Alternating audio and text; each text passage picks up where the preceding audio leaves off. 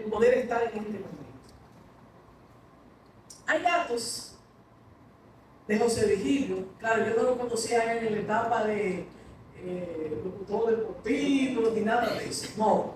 Lo conocí en ese tiempo en que todos andábamos detrás de un sueño. Unos, en mi caso, que acababa de salir de una universidad y que empecé a trabajar en la UTECO en su tiempo de fundación, y otros que creyeron en este proyecto, fueron de los primeros estudiantes de esta institución. Y la verdad que eso era como una amistad y una familia permanente, querida. Y todos nos reuníamos normalmente los sábados en el vivero a sembrar árboles.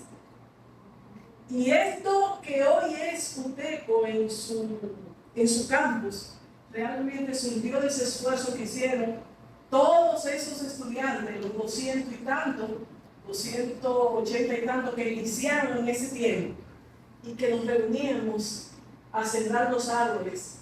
Y otros profesionales que estaban en Santo Domingo y que decidieron venir a nuestro campus a trabajar con nosotros. Por eso yo me siento contenta, Virgilio, porque además ver que después de que tú te hiciste profesional en esta institución, seguiste amando la naturaleza y hoy estás aportando a todos tu hijo, uno más de tus hijos, porque la verdad es que es un producto importante para la historia y sobre todo para dejar ese legado a la humanidad. José Virgilio nació en Cotuí el 29 de noviembre de 1951. Yo no sé para qué él pone el año. Porque entonces vamos a tener que estar sacando de cuenta todo. Es el primogénito del matrimonio entre los señores Rafael Virgilio Félix Marchena, oriundo de la ciudad de Azua, y la cotuizana Dinora Campero Rey. Dio sus primeros pasos en la escuela primaria urbana Juan Sánchez Ramírez, donde llegó a aprobar el 6º grado. UTECO realmente nació muy bien concebida y no podía ser de otra manera, porque el padre de esta institución, el ingeniero Ramón Flores García, junto con la gente que le acompañamos en este inicio, en esta construcción, pues trabajamos duro y aprendimos de él naturalmente, porque él era el especialista, para que esta institución tuviera programas adecuados, realmente necesarios para el desarrollo de la zona. Y por eso desde ese tiempo teníamos agroforestería, teníamos minería y teníamos otros programas que hoy son una necesidad, como trabajo social, que ya no está. Sin embargo, en la zona en este momento se está necesitando mucho el trabajador social.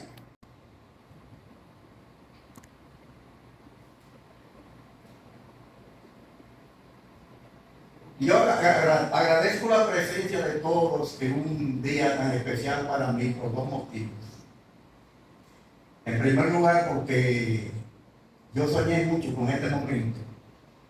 Y en segundo lugar, porque a alguien se le ocurrió escribir en una ocasión que para ser un hombre realizado había que llenar 3 requisitos: plantar un árbol, tener un hijo y escribir un libro. Aunque yo había hecho trabajos, proyectos y trabajos de investigación, me faltaba esto.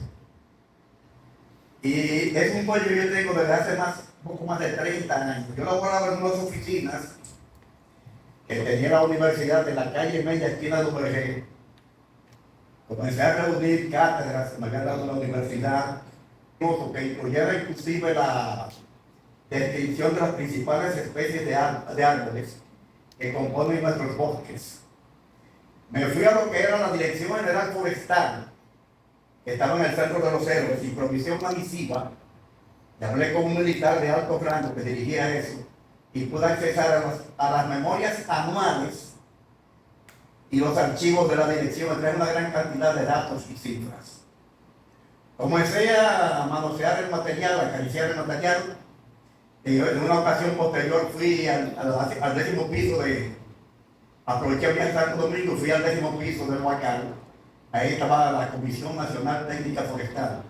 Me llevé del gusto y me dieron las 2 de la noche con una calculadora en una mano y un lápiz o un bolígrafo en la otra. Y arreglando, y corrigiendo, leyendo, organizando.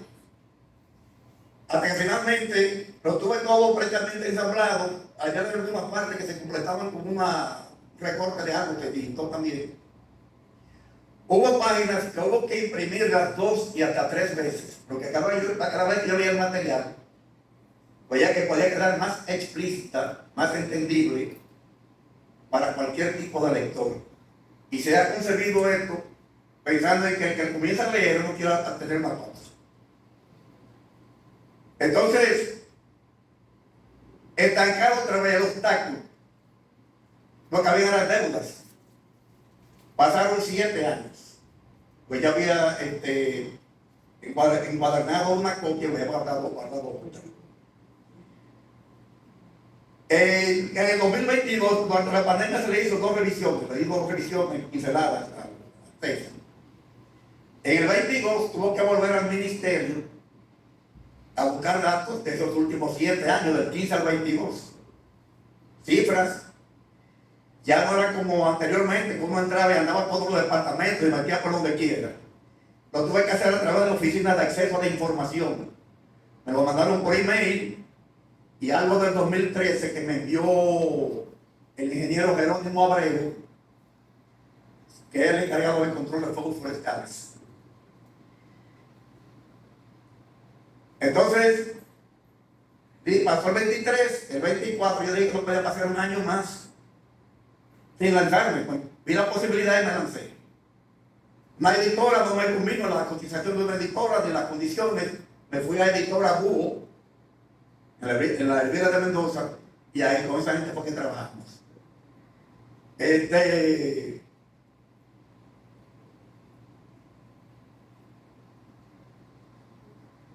Hablar del contenido de la obra va a ser un asunto muy breve, no más de 15 minutos. Por lo tanto, permítanme mencionar lo más pronto, como lo más rápido que sea posible, algunas de las cosas que más me impulsaron a mí a hacer este esfuerzo. Cuando yo me fui a terminar el bachillerato en la ciudad de Asua, en Compostela, una noche fue un primo de mi papá a buscarnos en un jeep para ir a Puerto Tortuguero.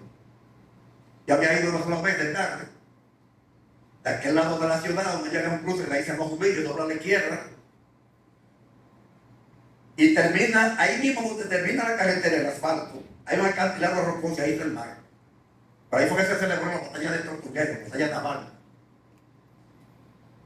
Y por ahí llegaban barcos con mercancías y se importaban algunos rubros también. Esa noche no llegamos a donde termina el tramo, sino que mucho antes nos adentramos por un bosque con vegetación típica de esa zona.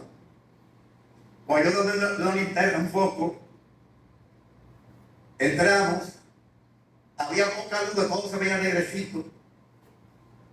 Y oímos una oleaje suave llegando con una playita. Ahí está el mar. Lo quedamos dentro del bosque. Señores, había que fijarse muy bien donde uno pisaba. Porque era una mina, una caterva de cangrejos. Pero no las cositas que hoy en día llegan de noche a nuestras costas. Eran unos pecos de pájaro.